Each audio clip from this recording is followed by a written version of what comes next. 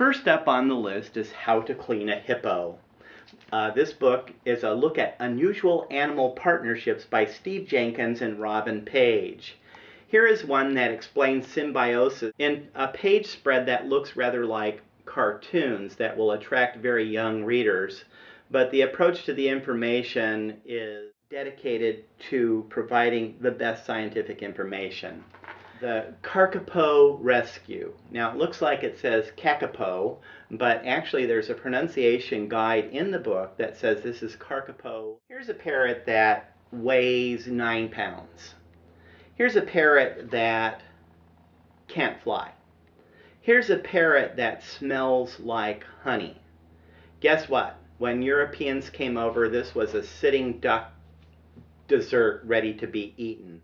Cy Montgomery with conversational text that combines scientific information flawlessly, combined with Nick Bishop's photography that puts you right there and makes the words 1,000 times better. Kakapo Rescue by Cy Montgomery and photographs by Nick Bishop. That book is from the Scientists in the Field series, and another book from that Scientists in the Field series is Project Seahorse. This book took me a couple of times to really get what it was saying. At first I thought it was about seahorses, but then I realized that seahorses are only the kind of cuddly and cute fish that allows the scientists to establish protected areas in the Philippines to save not just the seahorse, but the entire coral reef environment in which they live.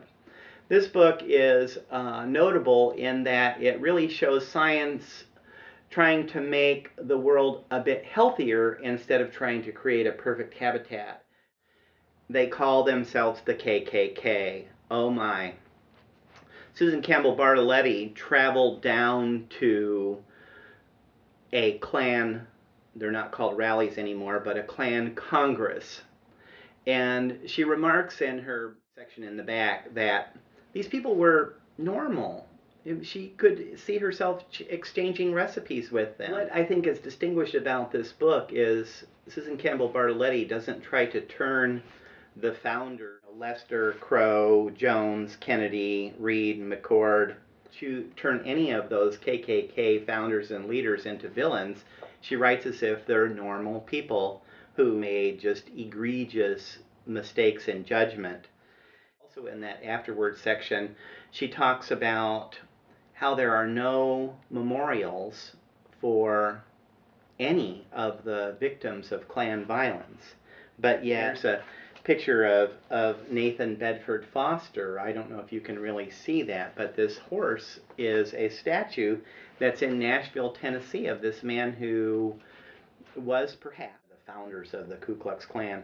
He has a statue. End of each chapter is also a picture that shows one of the victims of Klan violence. So this book in some ways is a memorial to those people that haven't had a memorial yet. End All Wars by Russell Friedman.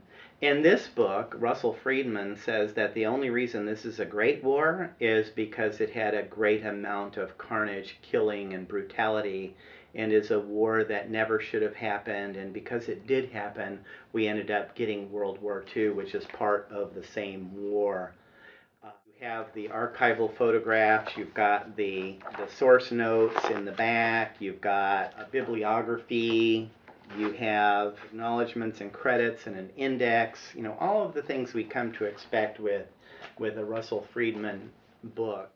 The book that I just love is Sit In, How Four Friends Stood Up by Sitting Down by Andrea Davis Pinkney, illustrated by Brian Pinkney, and this tells the story of the dignity of those brave young folks who, their order was simple. They wanted a donut and coffee with cream on the side, and they waited and they waited and they waited, and they were treated despicably.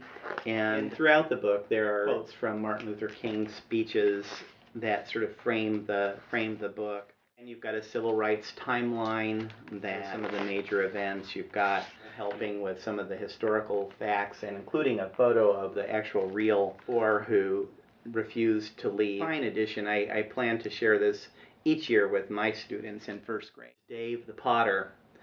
Dave the Potter was very unusual because, for one, he was allowed to be a potter. And when you go back into slave time, blacks were not allowed to be artisans. Dave was, and it's probably because the pots that he built were storage pots that were very, very large, and they took a lot of strength to be able to make. Now, since these pots were big in the kitchen, now on these pots, Dave risked his life by writing on the pots. Now, blacks weren't allowed to read and weren't allowed to write.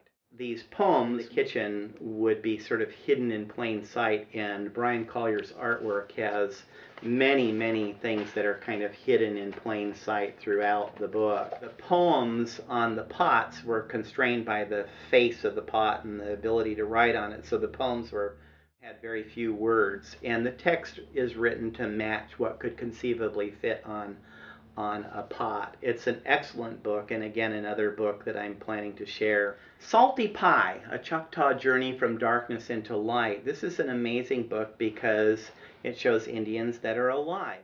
They are not dead like many of my first graders always manage to think. This one, it starts out with a bee sting on the butt. And the family term for that is salty pie, based on the grandmother who was in her house one day, and somebody came up to the house and threw a rock, and the rock hit her in the eye.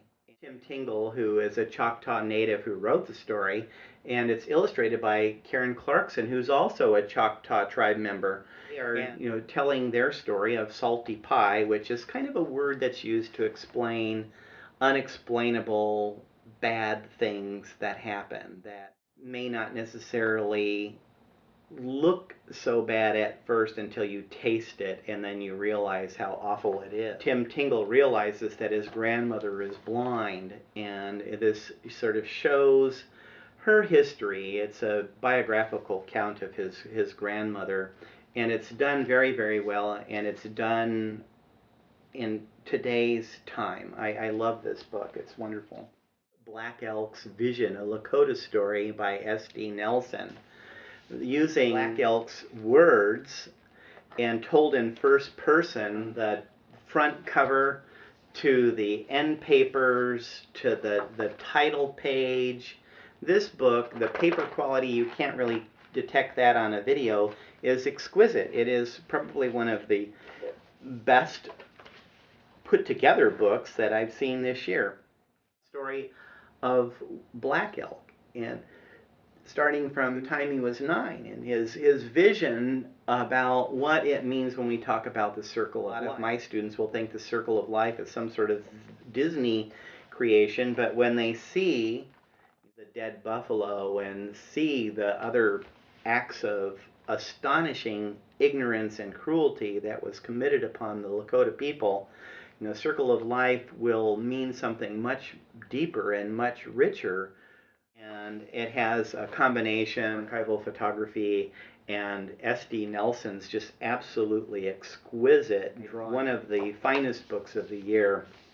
Look for this one to show up on awards. We also may show this book showing up on awards, and it's Celebrating Nature Survivors. It's poetry by Joyce Sidman and illustrations by Becky Prang. I hope I'm pronouncing that right.